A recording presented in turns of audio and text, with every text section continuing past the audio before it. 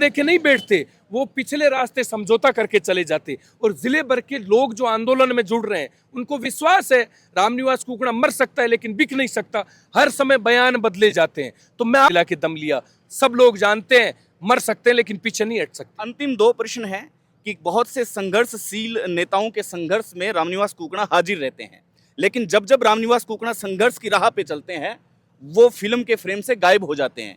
आखिर ऐसा क्यों? क्या प्रश्न है मेरे। कहा यह जाता है कि जब रामनिवास कुकड़ा को तब फोन किया जाता है जब भीड़ नहीं होती, तब ऐसा लगता है कि हाँ बहुत बड़ा जलसा है, भीड़ नहीं हो रही, तब रामनिवास कुकड़ा एक तूफान की तरह आता है और उनके विहंगम दृश्य को साकार कर देता है। दूसरी ओर ये कहा जाता है कि जो लोग ये कह रहे हैं कि भाई ये धरना लगाया पहले विश्वास में नहीं लिया गया, उन्हें विश्वास में लेना चाहिए था। तो एक बात ये निकलती है कि धरना यहाँ लगाने नहीं दिया जा रहा था, रामनिवास कुकड़ा ने गहलोत साहब को फोन किया। और प्रश्न है जैसा कि लिखा हुआ है अनिश्चितकालीन। अनिश्चितकालीन का अर्थ होता है कि बहुत लंबा, कब हो कोई निश्चित नहीं है। क्या रामनिवास कुकड़ा उस स्थिति के लिए प्रिपेयर है? अगर आप ऊपर हाई कोर्ट में जाते हैं, सुप्रीम कोर्ट में जाते हैं, फैसला लंबा चल सकता है, तो इसके लिए क्या रामनिवास कुकड़ा मेंटली प्रिपेयर है? कहते हैं कि साच को आंच नहीं, ये कहावत लगातार बीकानेर के सरोजमी पर लगातार अंकित होती जा रही है। लगातार चित्र चलचित्र बन रहे हैं और चलचित्र के माध्यम से कई बार ऐसी तस्वीरें देखने को मिलती है जहां पर प्रशासन वर्सेस धरना, ये तस्वीरें भी देखने को मिलती है। फिलहाल 5 दिनों से लगातार बीकानेर के इस धरने को पूरी दुनिया देख रही है। अलग अलग कयास लगाए जा रहे हैं कि क्या ऊंट कौन सी करवट बैठेगा, शायद किसको पता है और किसी को पता नहीं है। हो सकता है कि बुद्धिमान भी लोगों को कुछ पता हो। मेरे बगल में रामनिवास कुकड़ा है जो इस धरने के मुख्यार्थी हैं। इनसे हम बात करते हैं कि क्या रहा आज तक का इनका सफर। रामनिवास जी, स्वागत है आपका। कैसे हैं आप? 5 दिन का सफर आपका कैसा था? डिमोटिवेट करने की आपको कोशिश की गई? हमें ऊर्जा लोगों से मिलती है, ऐसे लोग हमारी ऊर्जा को कम नहीं कर सकते। हमने हमेशा एक संकल्प लिया है कि आज भी अगर अंतिम छोर में कोई पीड़ित बैठा है, उस पीड़ित को न्याय दिलाने के लिए अगर खुद की जान की बाजी भी लगानी पड़े तो हम पीछे नहीं हटते हैं। ये पूरा घटनाक्रम जब शुरू हुआ, जब सुरजनसर निवासी रामेश्वर जी गोदारा, जो सूरतगढ़ तहसील में उनका गांव पड़ता है, वो यहाँ पर आते हैं पेस मेकर बदलवाने के लिए, खुद गाड़ी चला कर आते हैं। उसके बाद में डॉक्टर BL स्वामी की लापरवाही के चलते वो कालग्रस्त हो जाते हैं। उसके बाद में जब पीड़ित परिवारों की आवाज़ें उठ कर हम जैसे लोगों तक पहुंचती है तो ऐसे सैकड़ों पीड़ित परिवार जिनको चिरंजीवी के नाम पर भर्ती जरूर किया गया लेकिन उनसे लाखों रुपए की लूट हुई, ऐसे परिवार जो हल्की फुल्की बीमारी से ग्रसित थे लेकिन उन परिवारों के लोगों को कालग्रसित कर दिया गया, मौत के मुंह में डाल दिया गया केवल डॉक्टर BL स्वामी के लालच के कारण। वो तमाम सैकड़ों परिवारों की आवाज़ें जब उठी, वो चित्कारें उठी, उस स्थितियों में हमने ये संकल्प लिया। और मैं इसके लिए विशेष धन्यवाद देता हूँ रामेश्वर जी गोदारा के परिवार का भी, जिन्होंने ये कहा कि हमारे घर का सदस्य डॉक्टर BL स्वामी की लापरवाही के कारण चला गया, लेकिन अब हम ये संकल्प लेते हैं कि आने वाले समय के अंदर और किसी परिवार का सदस्य इस डॉक्टर की लापरवाही के कारण कालग्रसित नहीं हो। उस दिन से ये लड़ाई शुरू हुई। हमने शांतिपूर्ण तरीके से धरना शुरू करने के लिए 2 दिन पूर्व जिला प्रशासन को, जिला कलेक्टर महोदया को, जिला पुलिस अधीक्षक महोदय को हमने सूचना दी। उसके बाद में हम शांतिपूर्ण तरीके से, गांधीवादी तरीके से अस्पताल के पास आकर बैठते हैं। जिले के पुलिस प्रशासन पर अस्पताल प्रशासन का दबाव स्पष्ट दिखाई देता है गांधीवादी तरीके से, क्योंकि हम एक लोकतांत्रिक देश में रहते हैं। यहाँ पर हर पीड़ित को अपनी आवाज़ को शांतिपूर्ण तरीके से, गांधीवादी तरीके से उठाने का हक है, लेकिन हम शांतिपूर्ण तरीके से जब आके बैठते हैं तो ज़िले का प्रशासन जबरन हम लोगों को उठाकर पुलिस की बसों में भर के यहाँ से नापासर थाने ले जाया जाता है। पूरे दिन थाने में बिठा के रखा जाता है। हम लोगों पर जमानत करने के दबाव बनाए जाते हैं। जब हम स्पष्ट इनकार कर देते हैं कि हमने कोई जुर्म नहीं किया तो बिना कोई शर्त शाम को हम लोगों को रिहा कर दिया जाता है। अगले दिन वापस हम राजकीय डूंगर महाविद्यालय से शांतिपूर्ण तरीके से पैदल मार्च करते हुए वापस उसी जगह पर आते हैं। फिर जिले के प्रशासन पर, अस्पताल प्रशासन का दबाव दिखता है। हम लोगों को हिरासत में ले लिया जाता है। 13 लोगों को हमें सैरुणा थाने ले जाया जाता है। 10 लोगों को आपके जसरासर थाने में ले जाके बंद किया जाता है। आधे दिन बिठाया जाता है, बाकी साथियों को रिहा कर दिया जाता है। मुझे और साथी हरिराम को सदर पुलिस थाने लाया जाता है, जहां पर डॉक्टर BL स्वामी द्वारा एक जो झूठा मुकदमा दर्ज करवाया गया, आप कल्पना करिए और इस बात को समझिए, जिस परिवार का सदस्य चला गया उसका मुकदमा दर्ज नहीं होता है। आप आकलन करिए कि पैसे के दम पर क्या किया जा रहा है। जिस परिवार का सदस्य चला गया उसका मुकदमा दर्ज नहीं होता। जो लोग पीड़ित हैं या पीड़ितों के पक्ष में आवाज उठा रहे हैं उन पर झूठे मुकदमे दायर किए जाते हैं। पूरे घटनाक्रम में पुलिस मौजूद रहती है, उसके बावजूद पूरा घटनाक्रम सीसीटीवी कैमरों के अंदर कैद है, उसके बावजूद झूठा मुकदमा दर्ज कर लिया जाता है। उस मुकदमे में पूछताछ के लिए हम लोगों को प्रताड़ित करने के उद्देश्य से बुलाया जाता है। हॉस्पिटल की ओर से ये बात रखी गई कि पहले रामनिवास कुकना के साथ एक बार पहले ही ऐसी वार्ता का दौर है जो गुजर चुका है। उसमें कोर्ट की तरफ से कुछ एक ऐसा नोटिफिकेशन रामनिवास कुकना को मिला था, उसकी खुन्नस निकालने के लिए रामनिवास कुकना केवल और केवल ये हॉस्पिटल को नीचा गिराने की, और जैसे आज प्रेस कॉन्फ्रेंस थी उसमें एक बोला गया कि सोशल मीडिया पर लगातार नरबख्शी जैसे शब्दों का प्रयोग किया जा रहा है। इस पर आपका क्या कहना है? मैं डॉक्टर BL स्वामी के झूठ आपके बीच साझा करता हूं आज। पहला झूठ, रामेश्वर जी गोदारा के परिजन जब उपचार करवाने आते हैं तो उन्हें आश्वस्त किया जाता है कि कोई समस्या नहीं है, मैं जिम्मेदारी लेता हूं, उपचार कर दूंगा। बयान जारी किया जाता है कि परिजन गिड़गिड़ाते हैं, स्थितियां बहुत खराब थी मरीज की। पहला झूठ। दूसरा झूठ डॉक्टर BL स्वामी द्वारा बोला जाता है, वो झूठ ये कहा जाता है कि हमारे ऊपर जो आरोप लगाए डॉक्टर BL स्वामी ने, तो अगर वो सच्चाई है उन आरोपों में तो आपके पूरे अस्पताल में सीसीटीवी कैमरे लगे हुए हैं, आप उन रिकॉर्डिंगों को सार्वजनिक करिए, लेकिन वो झूठे आरोप लगाए जाते हैं।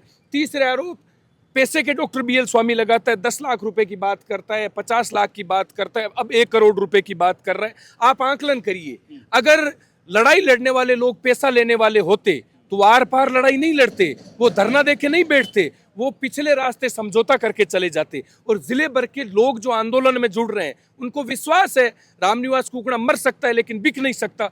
हर समय बयान बदले जाते हैं। तो मैं आपके माध्यम से बताना चाहता हूं, अगर डॉक्टर BL स्वामी सच्चाई कह रहा है, बैठिए प्रशासन के बीच में, बैठिए पीड़ितों के बीच में, अपने बच्चे को पास बिठाइए, बच्चे के सर पे हाथ रख के कहें कि जो वो आरोप लगा रहा है वो आरोप में अगर सच्चाई है तो मान लेंगे हम। PM रिपोर्ट का इंतजार था, हालांकि हो सकता है वो पूरी भी हो।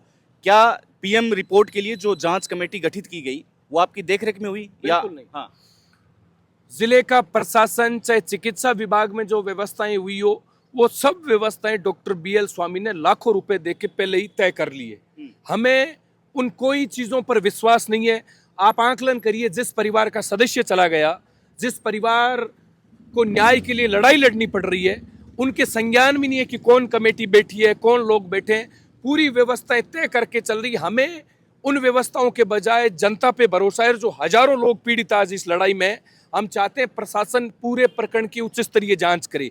जब उच्च स्तरीय जांच होगी तो दूध का दूध और पानी का पानी हो जाएगा कि डॉक्टर BL स्वामी ने हजारों लोगों को मौत के घाट उतारा है। लेकिन कोर्ट में फैसला तो इसी आधार पे सुनाया जाएगा जो ये PM रिपोर्ट अभी तैयार होगी। हम चाहते हैं पोस्टमार्टम रिपोर्ट तैयार हो तो वो उच्च स्तरीय हो। आप नाम बताते हैं खुद, पहले ये नाम रखें। डॉक्टर BL स्वामी द्वारा अगर नाम तय करके पोस्टमार्टम करवाया जाता है और उसके आधार पर रिपोर्ट तय होती है तो उसमें आकलन करिए, उसमें कहाँ सत्यता साबित हो सकती है। इसलिए हम चाहते हैं सच्चाई तभी आ सकती है जब इसके लिए बोर्ड में वो लोग बैठे हैं जो उच्च स्तरीय हों। कम से कम परिवार के संज्ञान में, तो परिवार के संज्ञान में नहीं है, अपने आप सारे काम हो रहे हैं, तो ये सारी चीजें पहले से तय हो चुकी है। हमें इन चीजों पे विश्वास नहीं। हम चाहते हैं सारे प्रकरण की उच्च स्तरीय जांच हो। कोर्ट का जो भी फैसला आएगा उसके बाद में आप याचिका इसके बाद में भी दायर करेंगे या फिर इसके बाद में धरना निरंतर जारी रहेगा, कोर्ट के फैसले का आप सम्मान करेंगे? मैं कहना चाहता हूं कि जब हजारों पीड़ित लोग सड़कों पे उतरते हैं तो प्रशासन की जिम्मेदारी बनती है कि वो खुद संज्ञान ले। तत्काल तो पहले तो अस्पताल को बंद करे, सीज करे, और जब तक पूरे प्रकरण की जांच नहीं हो तब तक एक भी दस्तावेज इधर से उधर नहीं हो। मैं जिम्मेदारी के साथ कह सकता हूं, अगर आज की तारीख में प्रशासन इस अस्पताल पे ताला लगा के इसको सीज करता है तो आपको हजारों ऐसे दस्तावेज मिलेंगे जिससे ये प्रमाणित होगा कि डॉक्टर BL स्वामी हत्यारा है। इस अस्पताल में खुलेआम मौत का नंगा नाच होता है। इस अस्पताल के अंदर वो दवाइयां बेची जाती है जो एक्सपायरी दवाइयां हैं, वो दवाइयां बेची जाती है जो बाजार में प्रतिबंधित है, लेकिन सब लोग मिले हुए हैं। हॉस्पिटल की ओर से ये भी कहा जा रहा है कि अगर रामनिवास कुकना अगर ये कह रहे हैं कि इतने लोग पीड़ित हैं तो वो रामनिवास कुकना के साथ क्यों नहीं है, फिर आप ऐसी मुहिम क्यों नहीं छेड़ते कि वो लोग आपके साथ आए इस धरने में? मैं कहना चाहता हूं, मेरे संपर्क में अब तक सैकड़ों लोग आ चुके हैं पीड़ित, और मैं उन तमाम लोगों की जानकारियां मीडिया के समक्ष प्रस्तुत भी करूंगा। हाँ। उसमें मरीज का नाम, उसके पिताजी का नाम, उसकी उम्र, उसका गांव, उसने कब उपचार कराया, किस अवस्था में वो अस्पताल आया और यहाँ से वापस गए तो किस अवस्था में वो मरीज गए। मतलब साफ है कि रामनिवास कुकड़ा इस बार कच्ची गोलियां नहीं खेल रहे हैं। रामनिवास कुकड़ा तो कभी कच्ची गोलियां नहीं खेला। रामनिवास कुकड़ा दिल से लड़ा है और खुद की जान की बाजी लगा के लड़ता है। मरना पड़ता है तो भी तैयार है, लेकिन पीछे नहीं। लेकिन आपके विरोधी कहते हैं कि इस बार शायद हो सकता है कि गोलियां कांच की हो, आवाज उनके कानों तक भी जाए, लेकिन पहले की जो गोलियां थी वो मिट्टी की बनी हुई थी। आपके ही विरोधी कहते हैं, क्या कहना चाहेंगे आप? मेरा मानना है कि जो आदमी खुद का नफा नुकसान सोच के लड़ाइयां लड़ने आता है, हाँ, उनकी लड़ाइयों के परिणाम भले ही अलग होते हों, हाँ, लेकिन रामनिवास कुकड़ा की लड़ाइयों के परिणाम 100% रहे हैं अब तक। हाँ। उसका कारण क्या है? हमने दिल से लड़ा है, हमने खुद का नफा नुकसान कभी नहीं सोचा। पूरे जिले ने देखा, पूरे राजस्थान ने देखा, जब सेन समाज के 6 परिवारों को न्याय दिलाने के लिए जिले के प्रशासन ने ताकत लगा ली, झुका नहीं मैं, और उन 6 परिवारों को न्याय दिला के दम लिया।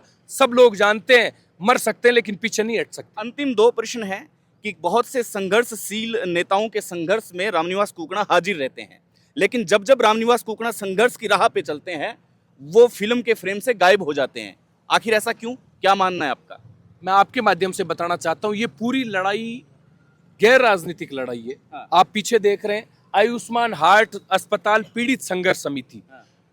ये लड़ाई पूरी इस संघर्ष समिति के बैनर तले लड़ी जाएगी। हमने आह्वान किया कि जितने भी सामाजिक संगठन है, राजनीतिक संगठन है, वो इस लड़ाई के अंदर न्याय दिलाने की लड़ाई में सहयोग करें, मदद करें।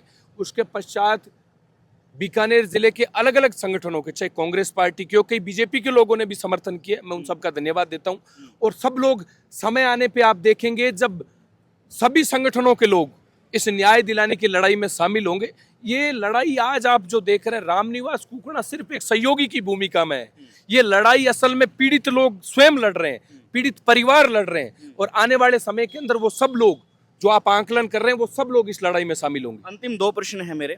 कहा यह जाता है कि जब रामनिवास कुकड़ा को तब फोन किया जाता है जब भीड़ नहीं होती, तब ऐसा लगता है कि हाँ बहुत बड़ा जलसा है, भीड़ नहीं हो रही, तब रामनिवास कुकड़ा एक तूफान की तरह आता है और उनके विहंगम दृश्य को साकार कर देता है। दूसरी ओर ये कहा जाता है कि जो लोग ये कह रहे हैं कि भाई ये धरना लगाया, पहले विश्वास में नहीं लिया गया, उन्हें विश्वास में लेना चाहिए था। तो एक बात ये निकलती है कि धरना यहाँ लगाने नहीं दिया जा रहा था, रामनिवास कुकड़ा ने गहलोत साहब को फोन किया और फिर ऊपर से संदेश आया, तब जाकर के ये लगा। इसमें कितनी सच्चाई है? देखो, लोग चाहे किसी भी तरह की बातें करें, हाँ। हमारा उद्देश्य सिर्फ पीड़ित परिवार को न्याय दिलाने का होता है। हमने सब लोगों को आमंत्रित किया है, सब लोग हमारे लिए सम्मानीय है। इस न्याय की लड़ाई में हर आदमी वो आमंत्रित है जिसका ज़मीर जिंदा है, उन लोगों को आना चाहिए। पार्टियों से ऊपर उठ के सामाजिक संगठनों के जितने भी लोग हैं उनको भी आह्वान किया है। और रामनिवास कुकड़ा नाम का ये जो व्यक्ति है, ये उन तमाम लोगों का भरोसा है जिन लोगों को विश्वास है कि शोषण अन्याय के खिलाफ आवाज उठेगी। दूसरा, मैं एक सामान्य किसान परिवार का व्यक्ति हूँ, मेरे पिताजी आज भी खेती करते हैं, तो रामनिवास को रामनिवास कुकड़ा बनाने वाले लोग आमजन लोग हैं। उन लोगों के सहयोग से, उन लोगों के विश्वास से, उन लोगों की मदद से आज भी लोग जब लोगों से निवेदन करते हैं, लोगों से अपील करते हैं, तो लोग हजारों की संख्या में आते हैं। वो लोगों विश्वास रखते हैं इस बात का कि ये आदमी गलत लोगों के पक्ष में नहीं आता है, ये लोग ईमानदारी से लड़ता है, ये व्यक्ति न्याय की लड़ाई लड़ता है। इसलिए लोगों का विश्वास और मेरा भी ये प्रयास है कि मैं अंतिम सांस तक बीकानेर जिले के उन हजारों लाखों लोगों के विश्वास पर खरा उतरूं। अंतिम प्रश्न है, जैसा कि लिखा हुआ है अनिश्चितकालीन। अनिश्चितकालीन का अर्थ होता है कि बहुत लंबा, कब हो कोई निश्चित नहीं है। क्या रामनिवास कुकड़ा उस स्थिति के लिए प्रिपेयर है? अगर आप ऊपर हाई कोर्ट में जाते हैं, सुप्रीम कोर्ट में जाते हैं, फैसला लंबा चल सकता है, तो इसके लिए क्या रामनिवास कुकड़ा मेंटली प्रिपेयर है? जब भी न्याय की लड़ाइयां लड़ने आए हैं, मानसिक रूप से तैयार रहते हैं कि जब तक मरेंगे नहीं तब तक पीछे नहीं हटेंगे। तो आप तो समय अवधि की बात कर रहे हैं, हम तो अपनी जान की बाजी लगाने के लिए भी तैयार हैं। अगर जान की बाजी लगाने से भी हजारों पीड़ित परिवारों को न्याय मिलता है, वो हजारों परिवार जो आने वाले समय में इस नरभक्षी के शिकार होने से बच सकते हैं, वहाँ अगर रामनिवास कुकड़ा की जान की बाजी लगाने से भी अगर उन परिवारों को न्याय मिलता है तो रामनिवास वहाँ भी पीछे नहीं हटेगा। आभार रामनिवास कुकड़ा। तो धीमी आवाज में, सुरीले अंदाज में, कम शब्दों में तीखा प्रहार है जो हम मान सकते हैं, कहीं ना कहीं न्योता है जो दिया है। और उन लोगों को भी समझना चाहिए जो लोग कहीं ना कहीं रामनिवास कुकना के बलबूते कई बार आंदोलनों को स्थगित भी करते हैं और कई बार उसको साक्षात्कार भी करते हैं। आभार, नमस्कार।